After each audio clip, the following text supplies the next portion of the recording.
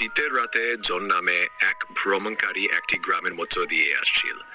চারপাশ তুষারে ফাঁকা আর সে খুব ক্লান্ত। আশ্রয়ের খোঁজে সে দূরে একটি পূর্ণ অতিথিশালার আলো দেখতে পেল।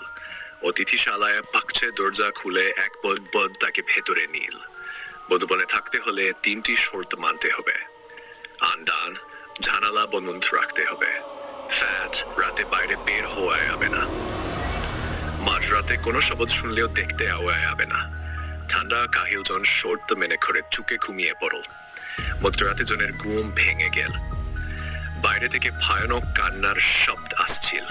সে ভুয়ে জানালার কাছে গেল না। একটু পর সে দেখল দরজার ফাঁক দিয়ে একটি ছায়া ঘরে ঢুকছে, আর সেই ছায়া ধীরে ধীরে লম্বা হচ্ছে।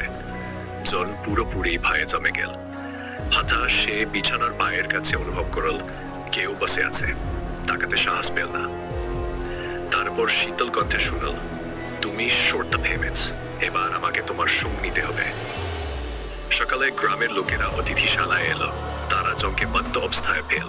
তার শরীর বরফ হয়ে গিয়েছিল, আর দরজার উপরে লেখা ছিল, এখানে কেউ আঠা আসে না, ইয়ে আসে সে আর ফিরে আয় না।